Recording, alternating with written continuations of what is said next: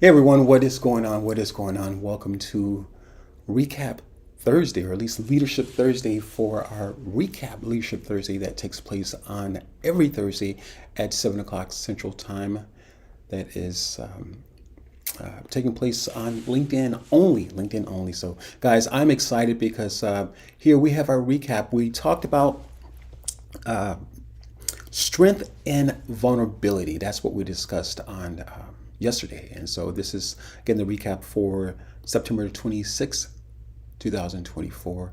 We talked about strength and vulnerability. So part of that discussion, actually, if you missed that discussion, you missed something absolutely wonderful. So before I get into that, I want to introduce myself. My name is Curtis Brooks. I'm a men's life coach. I specialize in transformational leadership for men.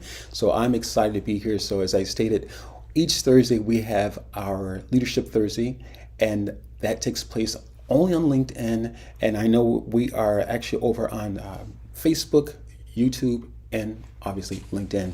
So each Friday, as of just maybe like last couple of weeks or so, we've been doing a recap and just to kind of keep you abreast of the audio event rooms or what has taken place in the audio event rooms, because they're not recorded. So LinkedIn, if you're listening to this, please make sure that we can at some point record those LinkedIn audio rooms, because I think there's a lot of great content that is being covered, and such was the case during our LinkedIn audio event. There was a lot of great information being covered. So we talked about, again, strength and vulnerability. There's absolutely strength and vulnerability. And first, what I did, or at least discussed about leadership, I talked about redefining leadership, or at least giving a better or stronger definition of leadership. And because commonly we like to think leadership is regulated to men, and we know that's not true. We know that women make great, wonderful leaders as well. But and also I went on to state that words themselves, they're not gender specific. So I think in this world we live in, we have place men in leadership roles, and say, hey, that's the way it is. But obviously, again, words are not gender specific, so women can be leaders too. And so when we talk about leaders, we're talking about parents, we're talking about uncles, brothers, we're talking about sisters, we're talking about fathers, we're talking about moms.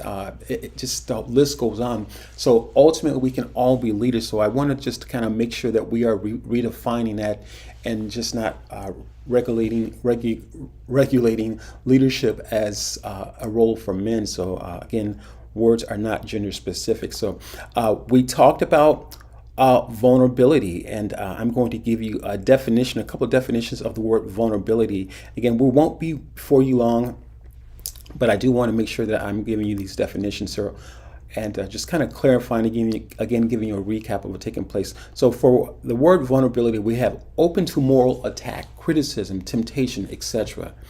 We have an open assault difficult to defend. So let's just say an example: a person is fighting a battle in a war or something like that, and there are airstrikes taking place, and this particular army or group of men don't have the necessary air power, so they are considered vulnerable to the air attacks because they don't have the necessary equipment to fight back in that specific area. We also have willing to show emotions or to allow one's weakness to be seen or known. So again, I just want to clear that up as far as dealings with vulnerability. So again, we discussed there is strength and vulnerability. One, it takes courage. It absolutely takes courage to understand that, or at least get to a place where you're sharing those feelings. And typically, we as people, we like to believe that we're strong all the time, or at least we come off as strength. And as I stated last night during our recap, that's not true, because psychology says, just basic psychology says, that if a person is coming off strong all the time, everything has a polar opposite in life. North, south, east, west. I won't say everything, but you get the point. So if there's strength, there's weakness. If there's tall, there's short. And that's just the way life is. So there are going to be those polar opposites. And so And those weaknesses exist in all of us, And so there's no one person on earth that is strength 100% of the time. But see, and this is the fallacy that we're just really kind of clearing up, because if that is not the case, that means that there's a weakness somewhere. And oftentimes the strength that we are trying to represent, it is the mask that we have been wearing. And we've been talking about that mask for the last, 2 weeks, I believe. And we're going to probably lead back into that discussion again, because it was such a hit with so many people. So again, strength 100% of the time, something's wrong. Something is wrong, and that's mentally, emotionally, or even physically, because the reality of it is that we have acquired wounds and been damaged on the inside, and physically, emotionally, and mentally.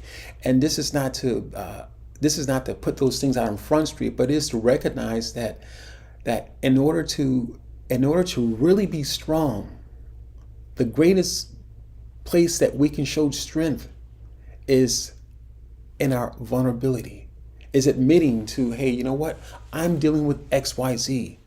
I'm dealing with ABC, whatever the case might be.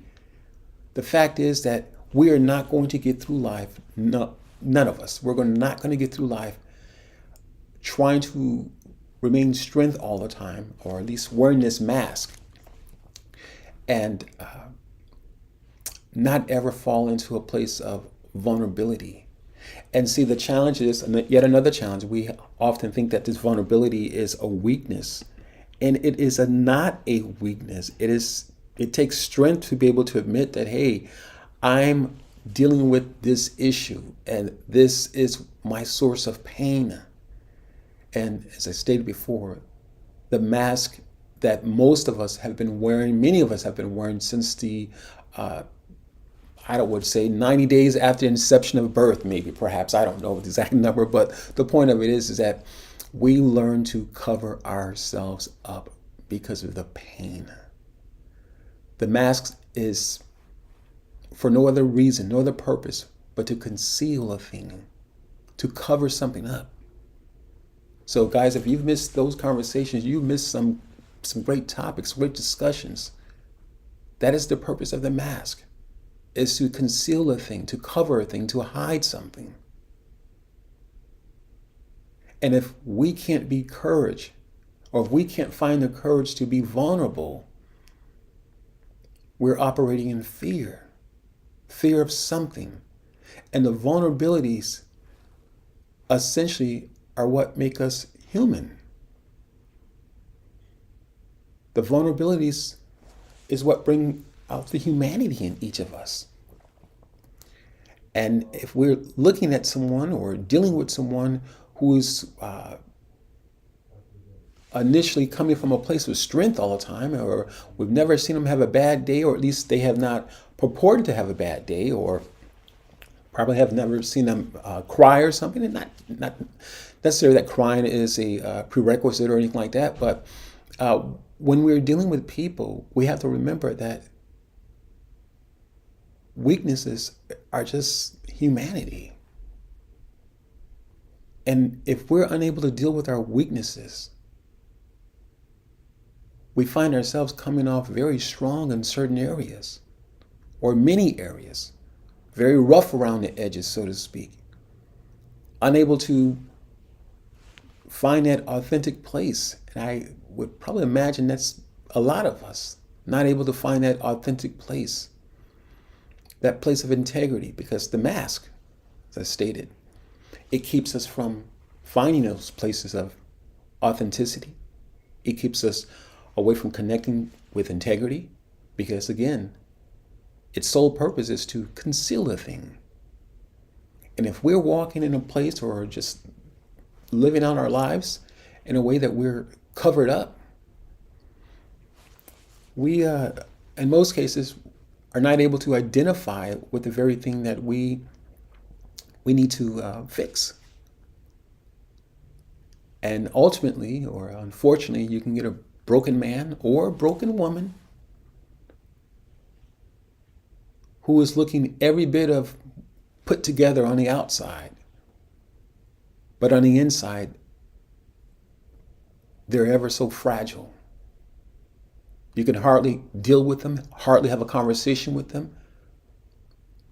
And we also talked about words, the power of words, and discussed that when words are spoken, much like I think I mentioned my favorite show at a time. I haven't seen it in a while, but one of my favorite shows was the 600-Pound Life. And matter of fact, I'm actually just outside of Houston, and the doctor who does this show, I cannot. Dr. N, I think this was his name. I can't remember where, but anyways, he his clinic here is somewhere in, I think in Houston, if I'm not mistaken.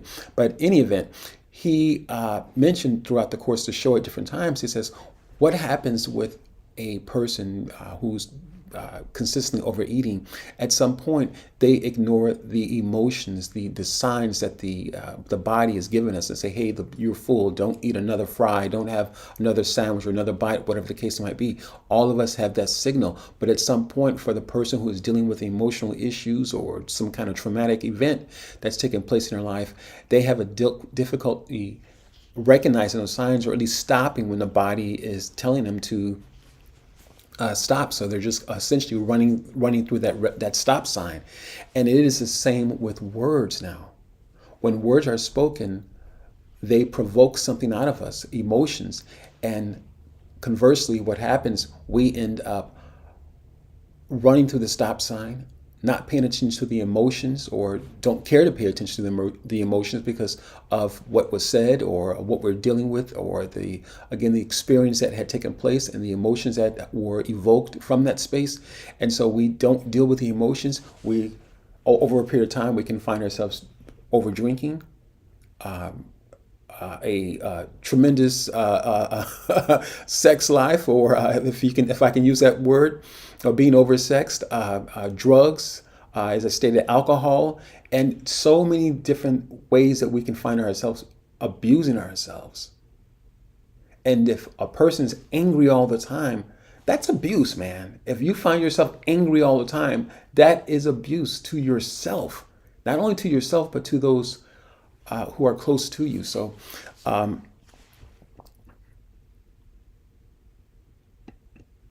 okay, get some kind of error there. But yeah, so again, that is some kind of abuse there, unfortunately, but that's just a fact of life. And you cannot,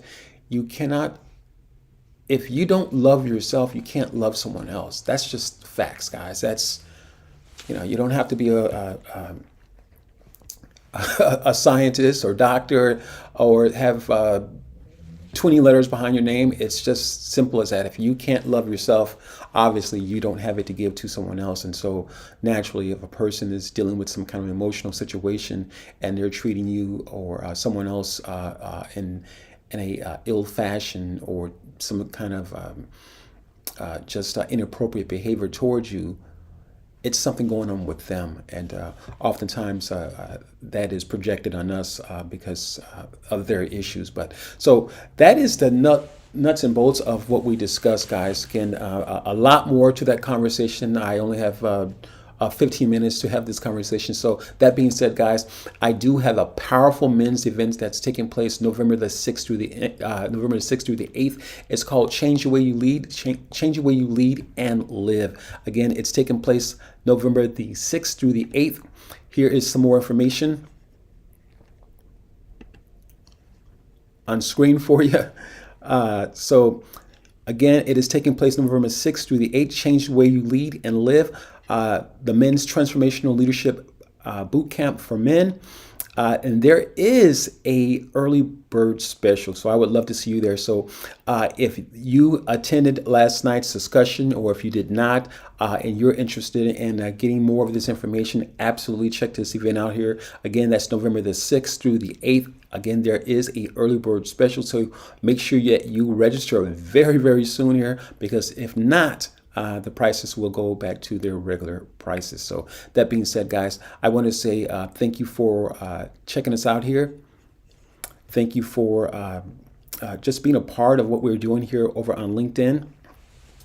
It is actually something special. We're making a lot of headway, guys. And don't want to keep you much longer, and I want to say have a great evening. Enjoy your Friday and what's left of your Friday, and have a wonderful weekend. And we'll talk with you soon. Ciao for now. Bye bye.